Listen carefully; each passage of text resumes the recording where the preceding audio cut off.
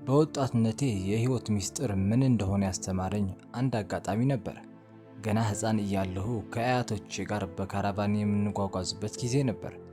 ታዲያ አያቴ ማቋረጥ የማትችለው የሲጋራ ማጨስ ልምድ ነበራት። እኔ በዚያ ዘመን ስለ ጤናና ስለ ሲጋራ ጉዳት የሚናገሩ ቁጥሮችንና ስታቲስቲኮችን ማንበብ ደስ ይለኝ ነበር። ታዲያ አንድ ቀን በመኪና ውስጥ እየሄድን እያለ አያቴ ሲጋራዋን ስታጨስ አየሁና በአእምሮዬ ፈጣን ስሌት ሰራሁ።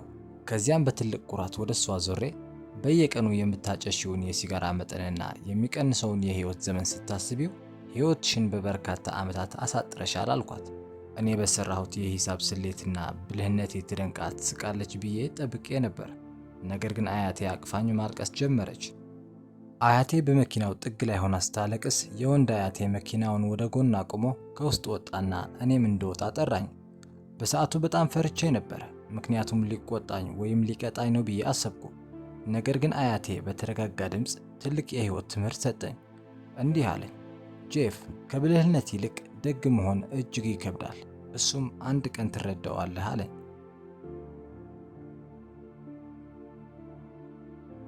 ታዲያ በዛ ሰዓት እንደዛ ቢለኝም ምንም አልገባኝም ነበር። ነገር ግን በውስጤ እንዳይቆጣኝ ብቻ ነበር የፈራሁት።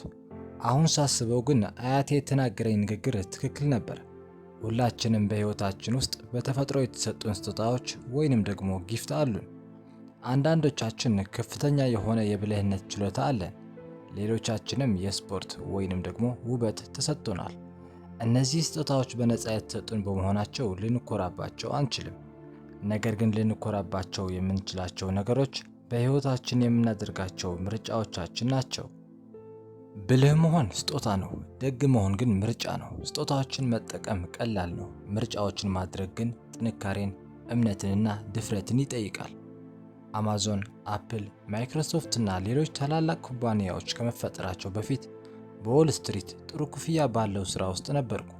ነገር ግን በዚያ ዘመን ኢንተርኔት በየዓመቱ እያደገ እንደመጣ ስላየሁ በውስጤ ትልቅ ሐሳብ ተፈጠረ። በኢንተርኔት ላይ መጽሐፍትን የሚሸጥ ትልቅ የንግድ ድርጅት መክፈት። ነገር ግን ያንን ለማድረግ የተቀመጥኩበትን የተመቻቸና ደህንነቱ የተጠበቀ ስራ መተው ነበረብኝ። ያንን ውሳኔ ለመወሰን ስዘጋጅ ወደ አለቃዬ ሄጄ በኢንተርኔት ላይ መጽሐፍት የመሸጥ ሐሳብ እንዳለኝና የራሴን ኩባንያ መክፈት እንደምፈልግ ነገርኩት። አለቃዬ እጅግ ጥሩ ሰው ነበር። በትዕግስት ካዳመጠኝ በኋላ እንዲህ አለኝ፣ ይህ በጣም ጥሩ ሐሳብ ነው፣ ነገር ግን ጥሩ ስራ ለሌለው ሰው ቢሆን የበለጠ ጥሩ ሐሳብ ይሆን ነበር። ውሳኔን ከመወሰኔ በፊት ለ2 ቀናት ያህል እንዳስብበት መከረኝ።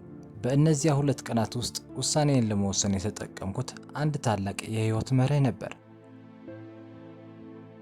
እሱም ሪግሬት ሚኒማይዜሽን ፍሬምወርክ ወይም ጸጸትን የመቀነስ መርህ። ራሴን በ80 ዓመት አረጋዊ ሆኜ ወደ ኋላ ስመለከት ገመትኩት። በዚያ ዕድሜ ላይ ሆኜ ህይወቴን ወደ ኋላ ስቃኝ በ80 ዓመቴ በዎል ስትሪት የነበረኝን ዓመታዊ ቦነስ ወይም የሥራ እድገት ስላጣሁ በፍጹም እንደማልቆጭ አወቅኩ። ነገር ግን በዚያ ትልቅ የኢንተርኔት ዕድል ውስጥ ገብቼ ባለመሞከሬ፣ ሐሳቤን ወደ እውነተኛው ሥራ ባለመቀየሬና በመፍራቴ ምክንያት ዕድሜን ሙሉ በቁጭት እንደምኖር በእርግጠኝነት ተረዳሁ። የሆነ ነገር ሞክሮ መሸነፍ ቁጭት አይፈጥርም። በፍርሃት ምክንያት ሳይሞክሩ መቅረት ግን ዘላለማዊ ቁጭትን ይፈጥራል። ከዛ ስራዬን ልቅቄ በትንሽ ገንዘብ ጀመርኩት። በጋራጅ ውስጥ አማዞንን መስራት ቀጠልኩ። አማዞን ከመባሉ በፊት ግን ስሙ ካዳብራ ይባል ነበር። በኋላ ነው ወደ አማዞን የተቀየረው። በመጀመሪያዎቹ ጊዜያት በችግርና በብዙ ውጣ ውረድ ውስጥ ነው ያለፍነው። ምክንያቱም በድርጅቱ ውስጥ 3 ሰዎች ብቻ ነበርን የምንሰራው። መጽሐፍቱን ራሳችንን በካርቶን እየተሸከምን ወደ ፖስታ ቤት እንወስድ ነበር። በዛ ሰዓት ብዙ ሰዎች ኢንተርኔት ላይ መጽሐፍ ይገዛል ብለው አያምኑም ነበር። ድርጅታችንን እንደሚወድቅና እንደሚከስር ይነግሩኝ ነበር። ነገር ግን እኛ ትኩረታችንን በተቺዎች ላይ ሳይሆን በደንበኞቻችንና በረጅም ጊዜ ራዕያችን ላይ አደረግን። በህይወታችሁ ውስጥ ቀላልና የተመቻቸ መንገድ መምረጥ ትችላላችሁ፣ ወይም ደግሞ ለዓላማችሁ የሚሆን ድፍረትና ድካምን የሚጠይቅ ከባድ መንገድ መምረጥ ትችላላችሁ። ህይወታችሁን የሚቀርጸው የተሰጣችሁ ተፈጥሯዊ ችሎታ ሳይሆን በየቀኑ የምታደርጓቸው ከበድ ያሉ ምርጫዎች ናቸው። በህይወታችሁ መጨረሻ ላይ ሆናችሁ ወደ ኋላ ስትመለከቱ የህይወታችሁ እውነተኛ ታሪክ የሚጻፈው በየቀኑ የምታደርጓቸው ትንንሽና ትልልቅ ውሳኔዎች ማንነታችሁን ይቀርጻሉ። ስለዚህ ዛሬ ወደ አዲሱ የህይወት ምዕራፋችሁ ስትሸጋገሩ እኔ ራሴን በየቀኑ የምጠይቀውን ታላቅ ሚስጥር ልንገራችሁ። ሁላችንም በውስጣችን ተፈጥሯዊ ስጦታዎችና አእምሯዊ ችሎታዎች አሉን። ነገር ግን ዋናው ጥያቄ ያንን አቅማችንን ለራሳችንና ለሰዎች ጠቃሚ በሆነ ታላቅ ሥራ ላይ እንዴት እንደምናውለው ነው። ህይወት በየቀኑ አዳዲስ አጋጣሚዎችንና እድሎችን በደጃፋችን ላይ ታስቀምጣለች። አንዳንዶቻችን እድሎችን በድፍረትና በልበ ሙሉነት እንይዛቸዋለን። ሌሎቻችን ደግሞ አደጋ የሌለበትን ወይም የተለመደና ደህንነቱ የተጠበቀ የህይወት መንገድ መከተልን እንመርጣለን። ነገር ግን ስኬት የሚጀምረው ሰዎች ስለሄዱበት ብቻ የሆነ መንገድ በእውር ድንብል ከመከተል ይልቅ የራሳችንን ጥልቅ ፍላጎት፣ እምነትና ታላቅ ዓላማ መከተል ስንጀምር ነው። በዚህ የህይወት ጉዞ ላይ ስንጓዝ ከባድ ትችቶች፣ መሰናክሎችና አውሎ ነፋሶች ማጋጠማቸው አይቀሬ ነው። በእነዚያ ከባድ ሁኔታዎች ግን አብዛኛው ሰው ተስፋ ቆርጦ እጁን ይሰጣል።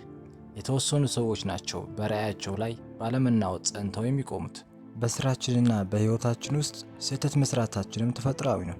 ነገር ግን ዋናው ልዩነት የሚፈጠረው ጥፋትን ደብቆ ለማመካኘት ከመሞከር ይልቅ አምኖ ይቅርታ በመጠየቅ ከስህተት በሚገኝ ትምህርት መማር አስፈላጊ ነው። ልባችንን በፍርሃትና በመጠራጠር ከምንዘጋው ይልቅ ሰዎችን በመርዳት በፍቅርና በደግነት ሁልጊዜም ክፍት አድርገን ልንይዘው ይገባል። ብዙ ሰዎች የተጓዙበትን ቀላል መንገድ መከተል ሁልጊዜም አማላይ ነው። ነገር ግን እሱ መንገድ የትም አያደርስም። በተፈጥሮ ብልሃታችንና እውቀታችንን ሰዎችን ከመሸወድና ለራስ ጥቅም ብቻ ከመጠቀም ይልቅ በደግነታችንና በእውነተኛ አገልግሎታችን ሰዎችን ማነሳሳትና ማራመድ እንችላለን። በአእምሯችን እቅድ ስናወጣ በአጭር ጊዜ ጥቅም የሚያመጣ መሆን የለበትም። በሰፊውና በረጅም ጊዜ እይታን መመራት መለማመድ አለብን። በህይወታችን መንገድ ላይ ከባድ ችግሮች ሲገጥሙን በውስጣችን ያለውን ታላቅ አቅምን አውጥተን እስከ መጨረሻውን መታገል አለብን እንጂ በፍርሃት ተሸንፈን እጃችንን መስጠት የለብንም። ሁልጊዜም የወደቁትን ተች ከመሆን እጅን በመዘርጋት አዲስ ነገር የሚፈጥር ስራ ፈጣሪ መሆን ይበልጣል። ምክንያቱም በህይወታችን መጨረሻ ላይ ስንደርስ ብልህ በመሆናችን ብቻ ከመኩራት ይልቅ ለሰው ልጅ ባሳየነው ጥልቅ ደግነት የምንረካበት ህይወት መኖር ነው ዋናው ነገር። በህይወታችሁ መጨረሻ ላይ የሚቀረው ያተረፋችሁት ሀብት ወይም ደግሞ የሰበሰባችሁት እውቅና አይደለም። ይልቁንም ያደረጋችኋቸው ምርጫዎችና ለሰዎች ያሳያችሁት ያልተሸራረፈ ደግነት ነው። ደህንነቱ የተጠበቀውና ቀላል መንገድ ከመምረጥ ይልቅ ህልማችሁን፣ ዓላማችሁንና ደግነታችሁን የምትከተሉበት መንገድ ምረጡ ይለናል የአማዞን መስራች የሆነው ጄፍ ቤዞስ ካሳለፈው የህይወት ትምህርት በዚህ መልኩ አቀረብኩላችሁ። ስለተከታተላችሁኝ አመሰግናለሁ። ቻው።